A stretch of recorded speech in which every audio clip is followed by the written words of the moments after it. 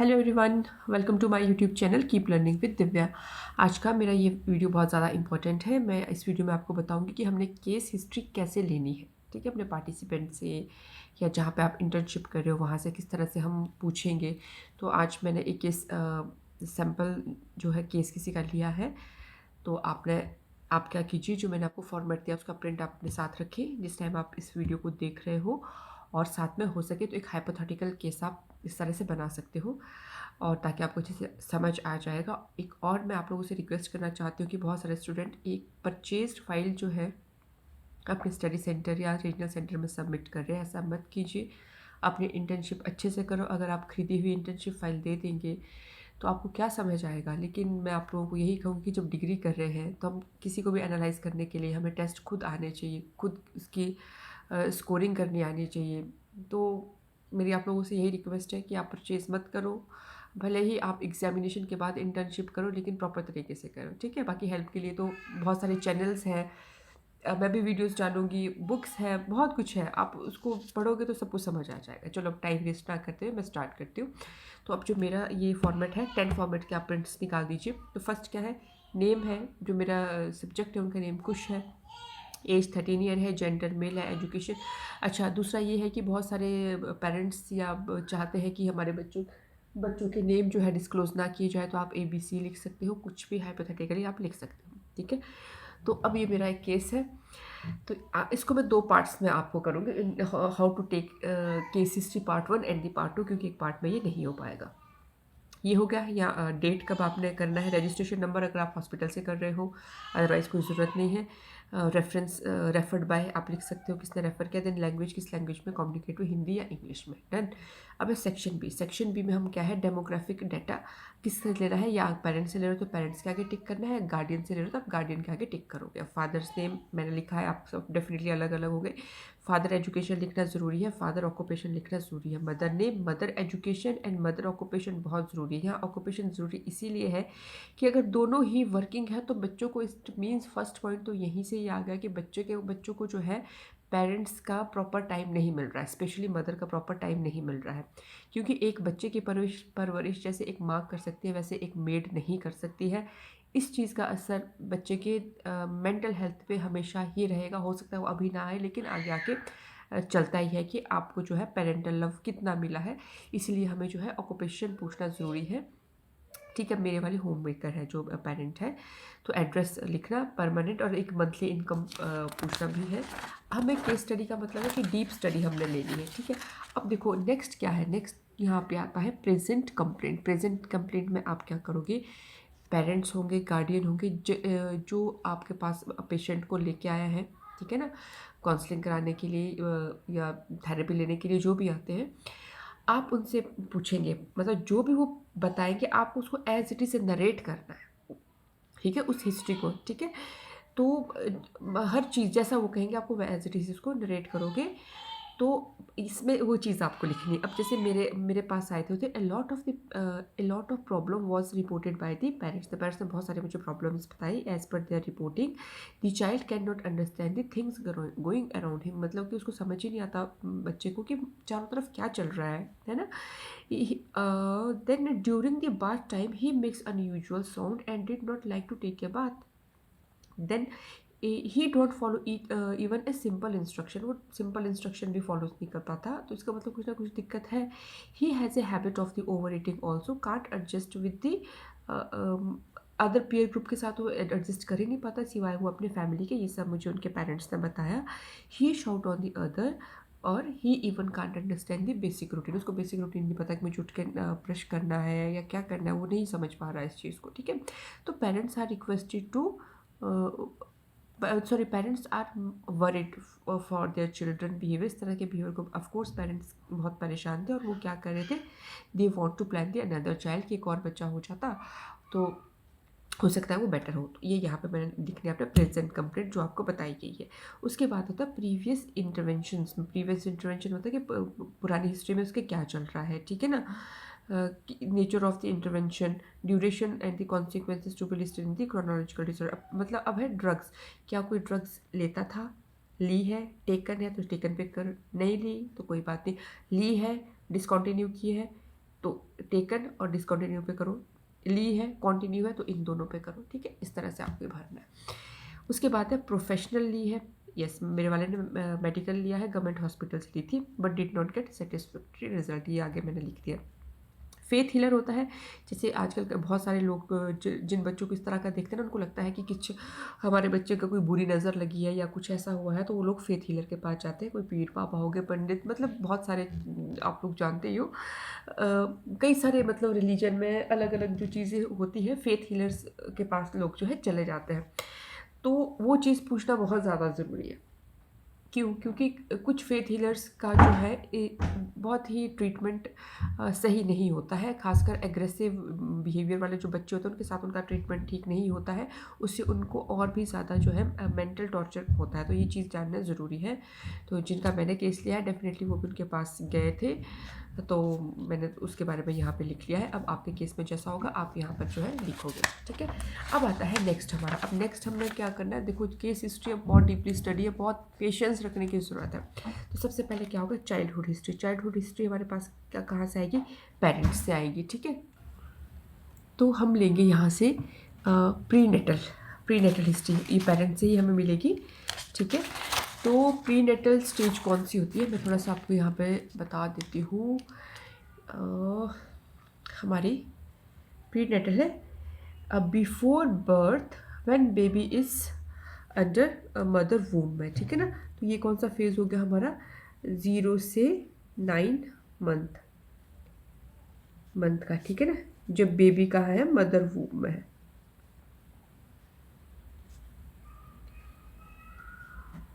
ठीक है, ये हमारा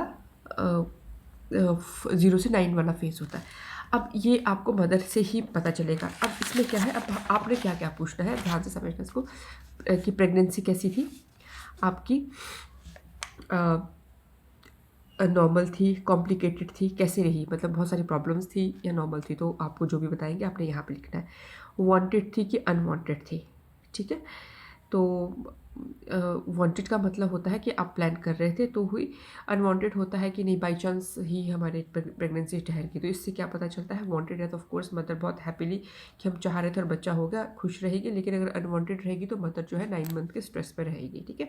as of the present parents at the time of the conception, तो आपने यहाँ पे दोनों की एज पता होनी चाहिए, मदर और फादर की एज इसलिए ज़रूरी है क्योंकि विद एज जो मदर के एग सेल्स हैं ना वो ओल्ड होने शुरू हो जाते हैं, ठीक है। तो अगर मदर 34 के बाद जो एक आइडियल एज होती है प्रेगनेंसी की, और मतलब बेबी प्रोड्यूस करने की, वो जो है 32 तक 2 बेबीज़ है वो कर लीजिए। अगर उसके बाद कोई बेबी प्लान करता है मदर स्पेशली, मतलब लेडी, तो बहुत ज़्यादा चांसेस रहते हैं डाउन सिंड्रोम के, और भी बहुत ज़्यादा कुछ मेंटल डिजीज़ के चांसेस हाई रहते हैं, ठीक है। तो इसलिए देखा गया होगा कि उसके बाद अब जेनेटिक टेस्ट शुरू हो गए हैं कि जो भी मदर 30+ होगी, अगर उस टाइम पे उन्होंने कंसीव किया होगा तो एक जेनेटिक टेस्ट होता है।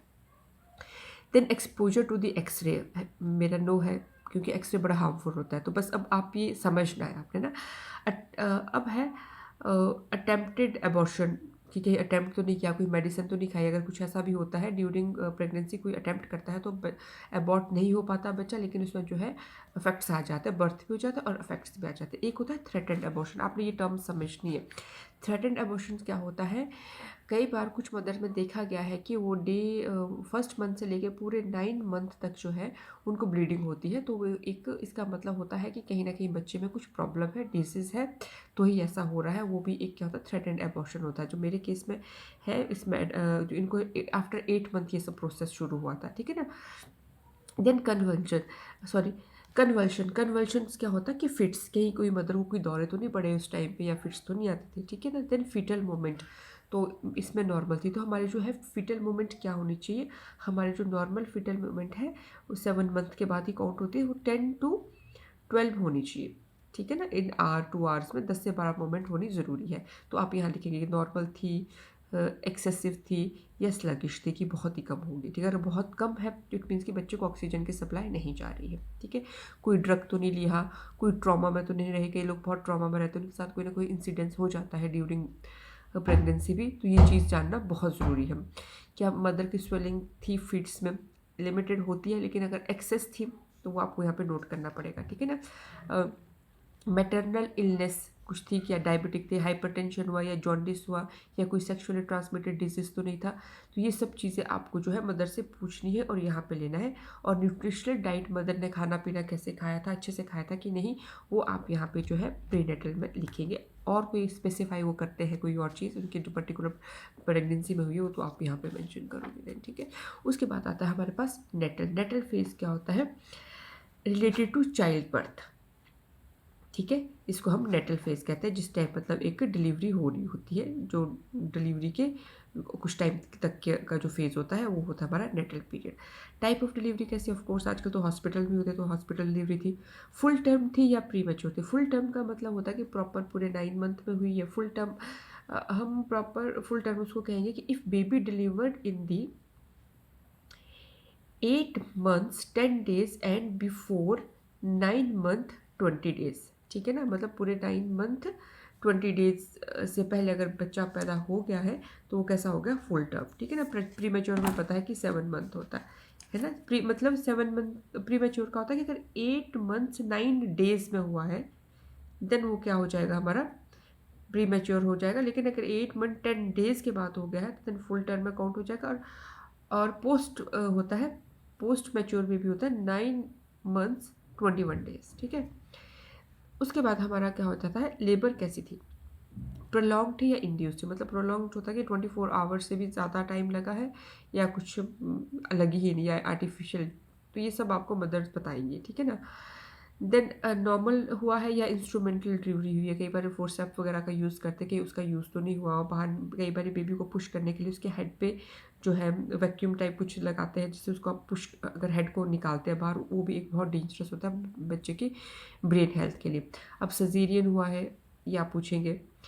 देन एबनॉर्मल प्रेजेंटेशन तो नहीं थी। एबनॉर्मल प्रेजेंटेशन से यहाँ से मतलब है कि जो बेबी था उसका हेड डाउनवर्ड था या नहीं। तो मतलब बेबी की प्रेजेंटेशन या कि फुट नीचे को थे, तो ये सब चीज़ें जो है बहुत मेंशन करेंगे ना। और एक होता है प्रोलैप्स कॉर्ड। इसका मतलब होता है कि क्या बेबी के नेक के अराउंड कॉर्ड तो नहीं, अम्बिलिकल कॉर्ड तो नहीं चारों तरफ से उसने घेरा हुआ था, ठीक है ना। अब नॉर्मल बर्थ क्राई था कि नहीं, क्या बच्चा एकदम रोया पैदा होने के बाद। अगर तो रोया है तो नॉर्मल है, नहीं रोया तो फिर नहीं। तो नॉर्मल बर्थ होता है एकदम रोना। डिले बर्थ क्राई होता है कि अगर बच्चा जो है 10 मिनट के बाद रोए। और एक टर्म होती है क्राई एब्सेंट, मतलब अगर बच्चा आधे घंटे के बाद रोता है, ठीक है। ये बड़ा ज़रूरी है। देन जॉन्डिस, इनको जॉन्डिस था तो मैंने यहाँ टिक किया है। कोई इन्फेक्शन तो नहीं था, नहीं था, है ना। देन मैटरनल कन्वल्शन कुछ, ये सब एक्सेस ब्लीडिंग तो नहीं हुई, नहीं। ट्विंस थे, नहीं थे। अगर ट्विंस होते हैं ना तो फिर ग्रोथ के चांसेस जो है बच्चे के थोड़ा वो हो जाते हैं कि उतने अच्छे से ग्रो नहीं कर पाता है बच्चा ना, एक फुल नरिशमेंट उसको नहीं मिलती है। अब आता है हमारे पास कौन सा फेज़ आता है, हमारे पास न्यूनेटल फेज़ आता है, ठीक है। अब हो गया हमारा बच्चे का स्टार्ट, अब बर्थ के बाद वाला जो फेज़ उसका शुरू हो गया है, वो जो डिलीवरी वाला था उससे होके अब हमारे पास हो गया, हमारे पास न्यूनेटल मतलब first 4 week of a child's life, ठीक है ना। न्यूनेटल आपने ध्यान रखना है, फर्स्ट 4 वीक्स। बच्चे का कलर कैसा था, पिंक था, येलो था, ब्लू था, पेल था, किस तरह से था। तो अगर येलो होता था मतलब ब्लड की कमी है, पेल था तो मतलब जॉन्डिस है, इस तरह से है। ब्लू है तो आई ब्लड उस उसको ऑक्सीजन की कमी होगी अगर वो ब्लू होगा तो, ठीक है। कोई रेस्पिरेटरी डिस्ट्रेस तो नहीं था। एक्टिविटी कैसी थी बेबी की, नॉर्मल थी, मतलब जो थोड़ा बहुत हाथ पैर हिला रहा है या लेथार्जिक है, ये बड़ा जानना ज़रूरी है। क्योंकि अगर लेथार्जिक है तो मतलब कुछ प्रॉब्लम है। फीडिंग हिस्ट्री आप नोट करेंगे, ब्रेस्ट फीडिंग कराया, बॉटल फीड कराया। डिमांड फीडिंग क्या होती है, डिमांड फीडिंग होती है कि जब बच्चा रोता है तब फीड कराओ। और स्केड्यूल्ड फीडिंग होती है कि हर 2 आवर्स के बाद फीड कराओ। तो उन्होंने स्केड्यूल्ड फीडिंग कराया था, लेकिन एक प्रेफरेंस होती है कि डिमांड कराओ कि जब बच्चा रो रहा है तभी उसको फीड दो। फीडिंग प्रॉब्लम इनको नहीं हुई। बाउल मूवमेंट की, बच्चे की बाउल मूवमेंट कैसी थी, नॉर्मल थी, प्रॉपर तरीके से उसका फ्लश हो पा रहा था कि नहीं। जॉन्डिस यस था, कोई ट्रॉमा नहीं था, ठीक है ना। कन्वल्जन्स नहीं थे। देन कोई एबनॉर्मलिटीज नहीं थी। बेबी क्राई कैसा था, बेबी केयर कौन करता है इसमें, मदर फैमिली में करती है, फैमिली मेम्बर करते हैं और मदर भी करती है ना। अगर और कोई डिटेल है तो यहाँ लिखेंगे, अगर कोई और फैमिली में केयर कर रहा है तो आपको यहाँ पे लिखना है। बाकी post natal medical history, infection कुछ नहीं था, इंजरी कुछ नहीं थी, जॉन्डिस था, न्यूट्रिशन डिसऑर्डर नहीं था, कुछ भी ऐसा इस मेरे वाले केस में और ऐसी कोई बात नहीं थी। ठीक है, ये वाला रिकॉर्ड हमें जो वो डॉक्टर्स देते हैं ना वो यहाँ पे फिल करेंगे।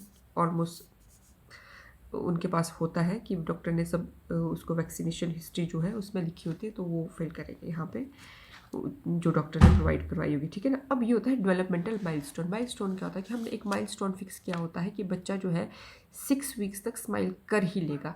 अगर बच्चा एक माइलस्टोन से आगे, मतलब माइलस्टोन को भी क्रॉस करके कुछ मंथ्स डेज आगे ले रहा है, तो वो क्या होगा, हमारे पास डिलेड डेवलपमेंट हो जाएगा। ठीक है, एक नॉर्मल है स्माइलिंग 6 मंथ नॉर्मल है, लेकिन इसकी स्माइलिंग 8 वीक्स है तो डिले हो गया।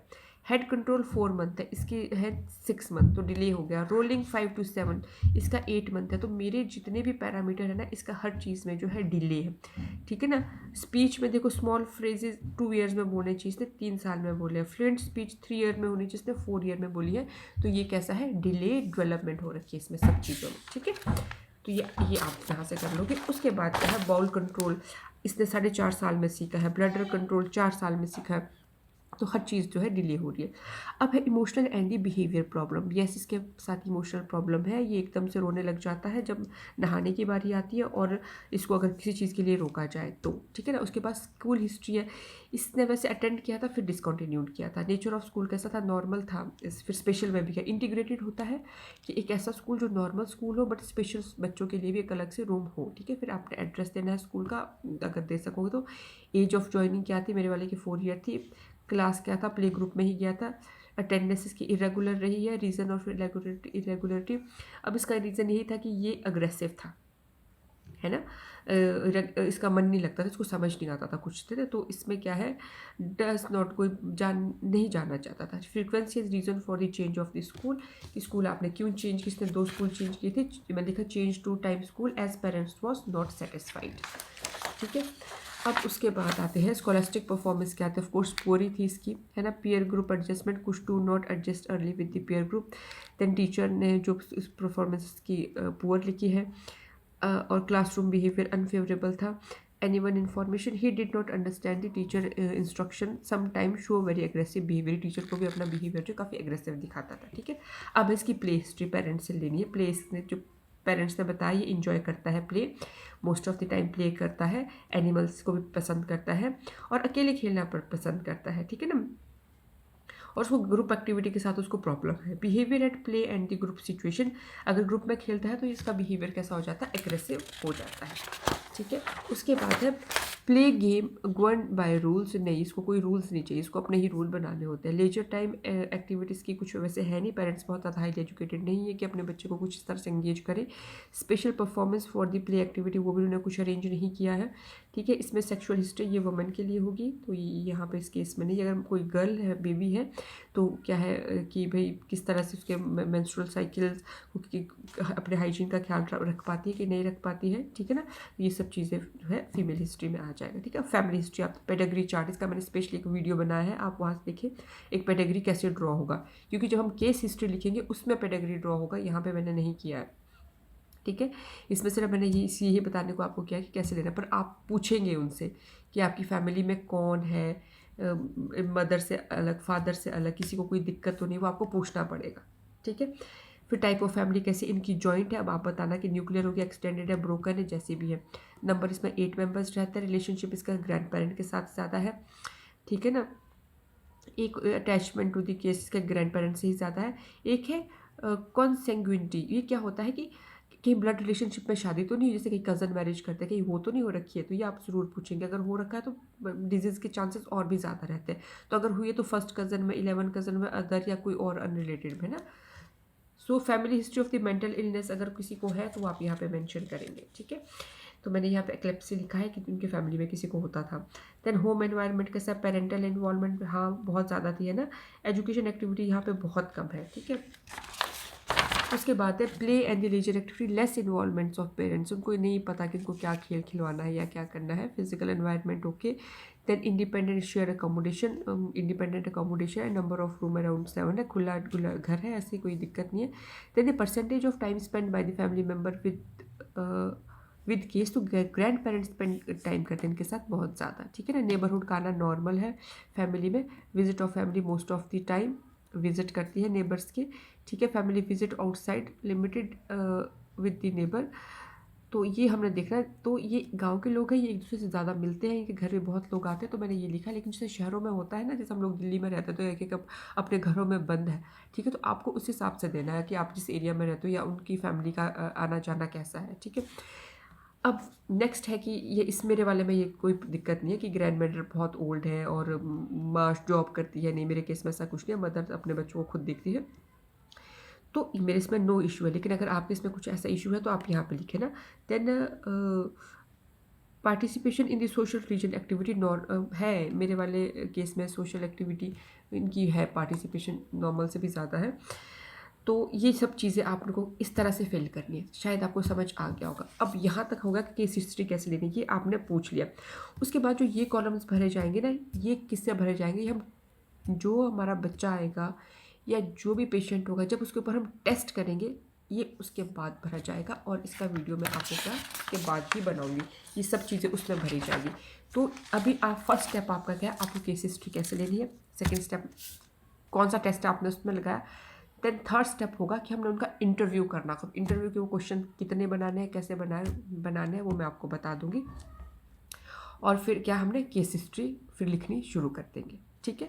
तो शायद आज के लिए मेरा ये वीडियो काफ़ी लंबा हो चुका है। नेक्स्ट वीडियो मैं लेके आऊँगी जल्द आप लोगों के साथ। So thank you, thanks for watching.